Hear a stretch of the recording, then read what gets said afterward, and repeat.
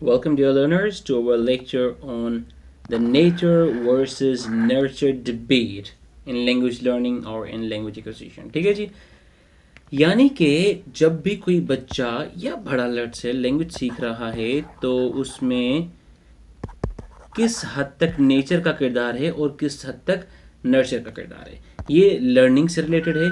मगर लर्निंग भी किस चीज़ की, पर्टिकुलरली लैंग्वेज लर्निंग। ठीक है जी, तो चलो हम इसको थोड़ा डाइसेक्ट करते हैं, इसको हम थोड़ा स्टडी करते हैं। ठीक है, दो पर्सपेक्टिव हैं हमारे पास ना यहाँ पर, एक है नेचर पर्सपेक्टिव और एक है नर्चर पर्सपेक्टिव।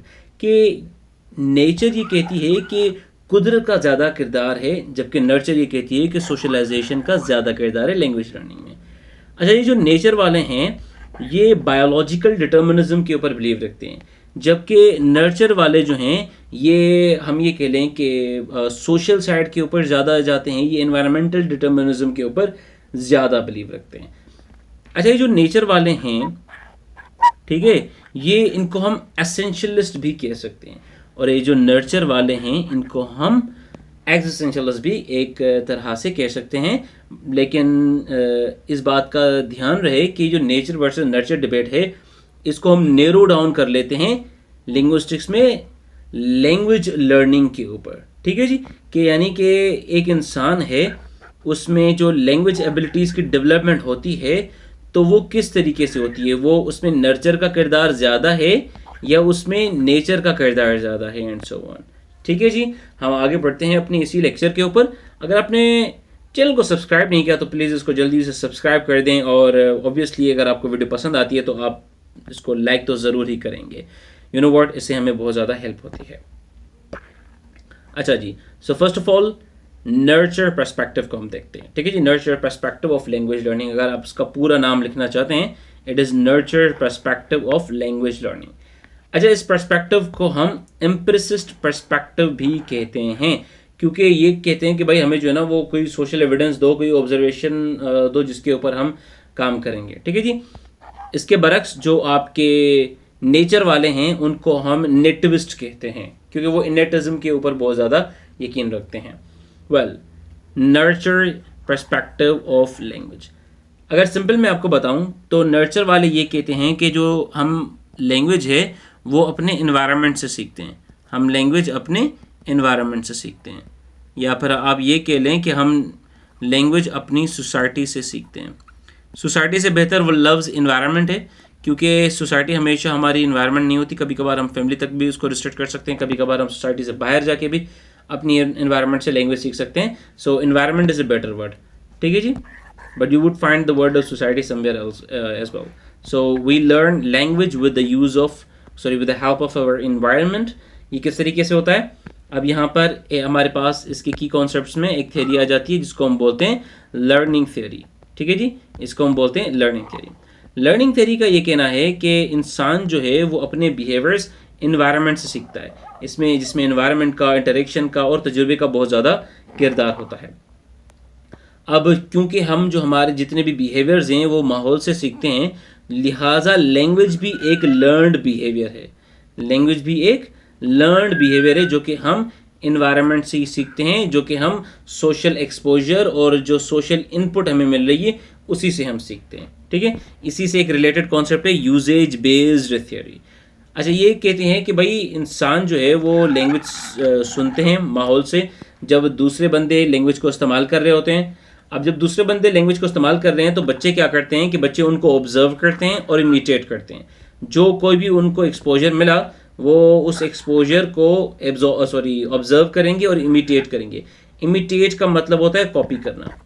ठीक है, अब आपने दूसरे इंसानों को देखा कि वो लैंग्वेज बोल रहे हैं, वो एक्सपोजर आपको मिला, आपने उसको ऑब्जर्व किया, आपने उसको कॉपी किया, आपने उनके वर्ड्स को कॉपी किया, उनके एक्सप्रेशंस को कॉपी किया, and this is how you learn language, and this is explained by the usage based theory. और इसी से रिलेटेड कॉन्सेप्ट है learning theory, social learning theory you can also call it, कि इंसान जो है वो अपना जितना भी ह्यूमन बिहेवियर है वो समाज से सीखता है, और लैंग्वेज भी एक लर्नड बिहेवियर ही है बाकी ह्यूमन बिहेवियर्स की तरह।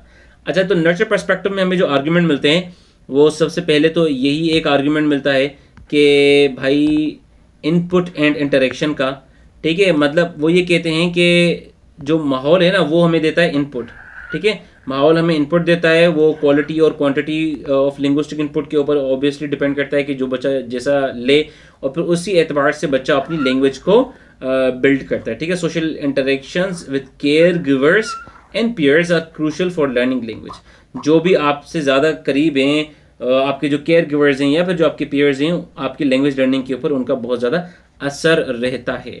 अच्छा, इनका एक जो है ना वो कॉन्सेप्ट स्टैटिस्टिकल लर्निंग का भी होता है।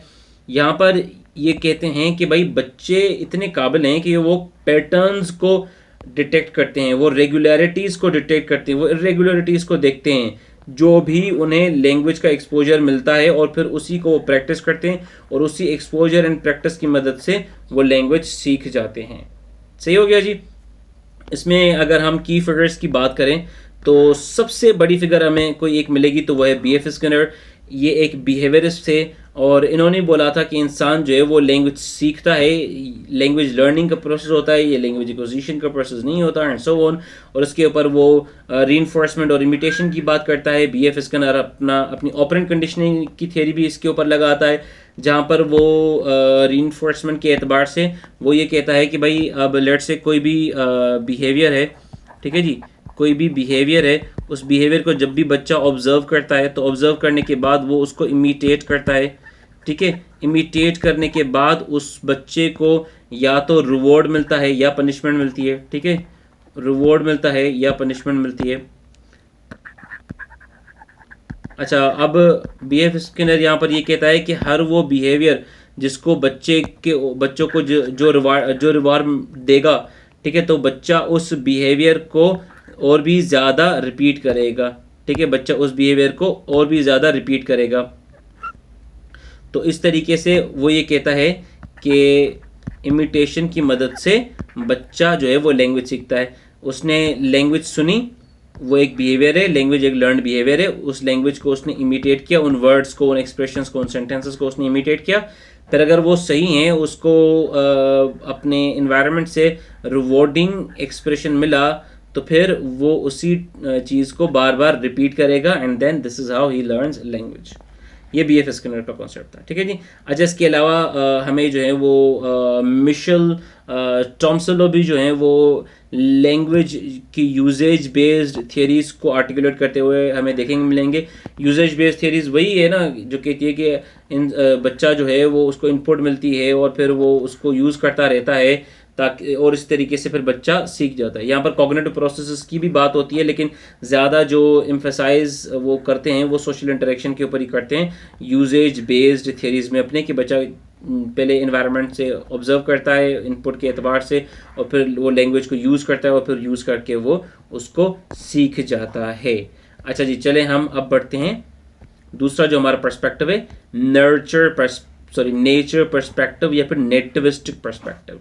अच्छा, नेटिविस्ट पर्सपेक्टिव ये कहता है कि हम जो हैं वो सोसाइटी की मदद से नहीं सीखते, ये दरअसल हम जो लैंग्वेज सीख जाते हैं इसमें चंद चीज़ों का बड़ा किरदार होता है, और उन चंद चीज़ों में जो है वो एक तो हमारा जो है ना लैंग्वेज एक इनेट बिहेवियर है, और दूसरा हमारी मेंटल कैपेसिटीज़ जो है ना उनका बहुत ज़्यादा किरदार है यहाँ पर।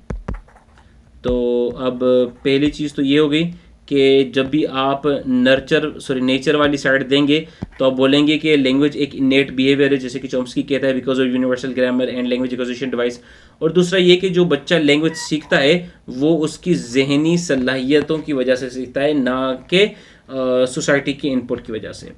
यहाँ पर अगर हम की कॉन्सेप्ट्स देखें तो हमें दो मिलते हैं। एक हमें इनेट जो है वो हाइपोथेसिस मिलती है, इनेटनेस की हाइपोथेसिस मिलती है। दूसरे में यूनिवर्सल ग्रामर की हाइपोथेसिस मिलती है। इनेटनेस की हाइपोथेसिस ये कहती है कि जब बच्चे पैदा होते हैं ना, तो बच्चे पैदा ही एक लैंग्वेज एबिलिटी से होते हैं, यानी कि हर छोटे बच्चे में जो कि इन्फेंट है, उस बच्चे में लैंग्वेज कैपेसिटी बिल्डन है। और ये लैंग्वेज कैपेसिटी कैसे बिल्डन है, नॉम चॉम्स्की के ही ये कॉन्सेप्ट्स हैं। चॉम्स्की कहता है कि जो भी बच्चा पैदा होता है वो इनेट ब्लूप्रिंट ऑफ लैंग्वेज नॉलेज से पैदा होता है। सर्टेन स्ट्रक्चरल रूल्स और प्रिंसिपल्स हैं जिसके साथ बच्चा पैदा होता है, और उन्हीं को वो कहता है अपना यूनिवर्सल ग्रामर। उनको वो क्या कहता है, उनको वो यूनिवर्सल ग्रामर कह देता है। सही है जी। अच्छा, मैं ये थोड़ा आपको एक्सप्लेन करता हूँ कि यूनिवर्सल ग्रामर और इनेटनेस का कॉन्सेप्ट क्या है, ठीक है जी। अच्छा, अब चॉम्स्की ये कहता है कि जैसे ही कोई बच्चा पैदा होता है तो उसके पास यूजी होती है, यूनिवर्सल ग्रामर। सही है। अच्छा, अब यूजी के कुछ प्रिंसिपल्स हैं और कुछ पैरामीटर्स हैं, कुछ प्रिंसिपल्स हैं और कुछ पैरामीटर्स हैं।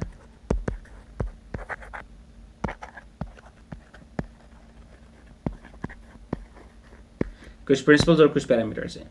जो उसके प्रिंसिपल्स हैं वो यूनिवर्सल हैं, जो उसके प्रिंसिपल्स हैं वो यूनिवर्सल हैं, और उसके जो पैरामीटर्स हैं वो लैंग्वेज स्पेसिफिक हैं, वो लैंग्वेज स्पेसिफिक हैं। आप समझ रहे हैं मेरी बात? यानी कि जितने भी इंसान हैं उनमें कुछ यूनिवर्सल ग्रामर के प्रिंसिपल्स पाए जाते हैं और ये हर इंसान में होते हैं।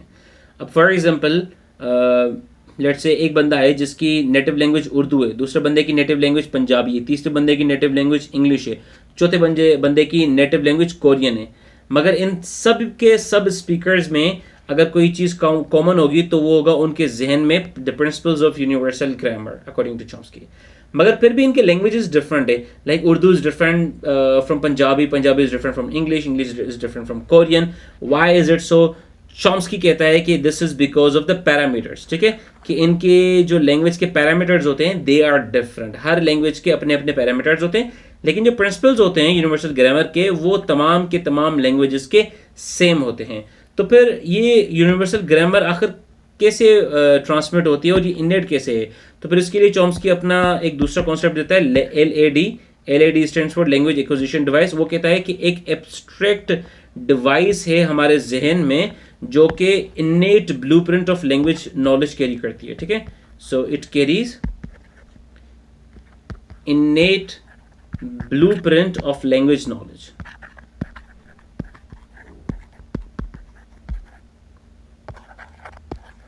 लैंग्वेज नॉलेज की एक इनेट ब्लूप्रिंट आपको मिलती है LAD में, और इसी LAD की मदद से आप जो है वो the principles of universal grammar को इस्तेमाल करते हैं and then you learn any language. और फिर जो लैंग्वेज लर्निंग के आपके प्रोसीजर्स होते हैं, जो आपके पैटर्न्स होते हैं, वो तमाम के तमाम सेम होते हैं no matter what language you learn. अच्छा जी, अब इनके मेजर आर्गुमेंट्स क्या हैं ये तो देखें ना। इनके मेजर आर्गुमेंट्स, सबसे पहला इनका मेजर आर्गुमेंट है पावर्टी ऑफ स्टिमुलस, और दूसरा है क्रिटिकल पीरियड हाइपोथेसिस। देखो, पावर्टी ऑफ स्टिमुलस से ये मुराद है, ये नेचर वाले कहते हैं कि भाई अब नर्चर वालों का कहना है कि हमें इनपुट मिलेगी, हमें स्टिमुलस मिलेगा, हम रिस्पॉन्स देंगे, यानी कि जितनी ज़्यादा इनपुट होगी और उस इनपुट को बच्चा जो है वो प्रोसेस करके लैंग्वेज सीखेगा। ये कहते हैं कि यार देखो, इनपुट तो इतने अवेलेबल ही नहीं है बच्चे को तो आप इतनी इनपुट देते ही नहीं हो। पावर्टी ऑफ स्टिमुलस है, बच्चा जितना आपको रिस्पॉन्स देता है उसके हिसाब से तो स्टिमुलस होता ही नहीं है। ये कहते हैं कि children acquire complex language structures that they could not have learned solely from input they receive, suggesting that they must have some innate knowledge of language. भाई जो इनपुट दी जा रही है उससे इतनी कॉम्प्लेक्स लैंग्वेज बच्चे नहीं सीख सकते, लेकिन अगर वो इतनी कॉम्प्लेक्स लैंग्वेज सीख रहे हैं इसका मतलब कि कुछ तो इनेट नॉलेज है लैंग्वेज की जो कि बच्चों के जहन में है, और उस इनेट लैंग्वेज नॉलेज की मदद से ही बच्चे लैंग्वेज सीख पाते हैं। दूसरा इनका आर्ग्यूमेंट है क्रिटिकल पीरियड हाइपोथेसिस। वो कहते हैं कि भाई लैंग्वेज लर्निंग का एक क्रिटिकल पीरियड है, और ये क्रिटिकल पीरियड नॉर्मली अगर आप देखेंगे तो आपको 2 साल से 13 साल तक मिलेगा। 13 साल के बाद क्रिटिकल पीरियड खत्म हो जाता है। यानी कि इस क्रिटिकल पीरियड के बाद, इस 13 साल की उम्र के बाद अगर आप कोई भी लैंग्वेज सीखते हो तो आपको नेटिविस्ट जो है ना वो उसमें क्वालिटीज़ नहीं देखने को मिलेंगी। दरअसल ये क्रिटिकल पीरियड फोनोलॉजी के लिए अलग है, मॉर्फोलॉजिकल स्ट्रक्चर्स के लिए अलग है और सिंटैक्टिकल स्ट्रक्चर्स के लिए अलग है। लेकिन मैं आपको एक जनरल बात बताता हूँ। लेट्स से कि एक कोई भी उम्र है, एक्स उम्र है, ठीक है, एक्स उम्र आपका क्रिटिकल पीरियड है। अब ये थ्योरी ये कहेगी कि अगर एक बच्चा जो है ना वो एक्स उम्र तक आ गया, अब अगर वो कोई लैंग्वेज सीखता है तो वो नियर नेटिव लैंग्वेज नहीं सीख सकता। क्यों नहीं सीख सकता? क्योंकि उसका क्रिटिकल पीरियड आ चुका है, क्रिटिकल पीरियड उसका गुजर चुका है। समझ में आई बात? और यहां से हमें पता चलता है कि यार ये तो फिर कोई नेचर ही अपना किरदार दिखा रही है, ये ब्रेन की कैपेसिटीज अपना किरदार दिखा रही है। यानी कि अगर छोटा बच्चा किसी लैंग्वेज के ऊपर अपनी ग्रिप रख लेता है, अपनी मदर टंग को वो अच्छे तरीके से सीखता है, तो ये उसकी जो है ना वो इनेट कैपेसिटी है उसके ब्रेन का ये पोटेंशियल है कि वो इतना सीख पाता है, ठीक है। अगर आप इसको यहाँ पर रीड भी करना चाहें तो critical period hypothesis says that there is a specific period during early childhood when the human brain is particularly receptive to language acquisition, और उस पीरियड के बाद the human brain is not particularly और that much receptive to language acquisition. All right, so after this period language learning becomes much more difficult, indicating a biological basis for language development, just what we said. की figures देखेंगे तो Noam Chomsky, इसने भाई आपका transformational generative grammar का concept दिया, universal grammar का concept दिया, इसने एलईडी का कॉन्सेप्ट दिया, innate aspects of language acquisitions को हाईलाइट किया इसने। मतलब इसने क्या नहीं किया यार, ये सारा जो नेचर की जितनी भी डिबेट है ना वो इसी एक बंदे के जो है ना वो अराउंड घूमती है, नॉम चॉम्स्की की थ्योरीज के अराउंड ये सारी घूमती है। इसमें एडिशन की है एरिक लेनेबर्ग ने, जिसने अपना क्रिटिकल पीरियड हाइपोथेसिस दिया है, जिसको हमने अभी अभी डिस्कस किया, जहां से ये साबित होता है कि language is actually a biological determination. लेकिन देखिए दोस्तों, ये नेचर वर्सेस नर्चर डिबेट हम इसलिए नहीं पढ़ते कि हम कोई साइड पिक करें कि भाई नेचर का ज़्यादा किरदार है या नर्चर का ज़्यादा किरदार है। जो मॉडर्न लिंग्विस्ट हैं वो इंटीग्रेटिव अप्रोचेस के साथ चलते हैं, वो इंटीग्रेटिव अप्रोचेस के साथ चलते हैं। यहाँ पर हमें इंटरेक्शनिस्ट अप्रोचेस भी मिलती हैं और कुछ हमें इमर्जेंटिस्ट एंड देन हमें कुछ कनेक्शनिस्ट मॉडल्स भी मिलते हैं। अभी जो इंटरेक्शनिस्ट अप्रोचेस हैं ये नेचर और नर्चर वाली साइड्स को कंबाइन कर लेते हैं। ये कहते हैं कि भाई माहौल का भी किरदार है और हमारी इन्नेट कैपेसिटीज़ का भी किरदार है, दोनों चीज़ें हैं, ठीक है। ये कहते हैं कि भाई माहौल भी है और इन्नेट कैपेसिटीज़ भी हैं, ये दोनों का किरदार है और दोनों की मदद से हम लैंग्वेज सीखते हैं। इसी से रिलेटेड जो है वो सोशल इंटरेक्शनिस्ट थियरी भी है, वो भी यही कहती है कि इंसान जो है वो सोशल इंटरेक्शन से सीखता है, कम्युनिकेटिव इंटेंशंस जो हैं जो भी लैंग्वेज डेवलप करने में आती हैं, और ये भी क्या करता है कि नेटिविस्ट और इम्प्रेसिस्ट पर्सपेक्टिव्स दोनों को कंबाइन करता है, दोनों को हमें एक सिंथेसिस प्रोवाइड करता है। इमर्जेंटिस्ट और कनेक्शनिस्ट भी हमें जो है वो एक सिंथेसिस प्रोवाइड करते हैं। अब जैसा कि मैंने आपको बताया था कि जो नेचर वाली साइड है वो एसेंशियलिस्ट हैं, वो एसेंशियलिस्ट हैं, और जो नर्चर वाली साइड है वो एग्जिस्टेंशियलिस्ट हैं।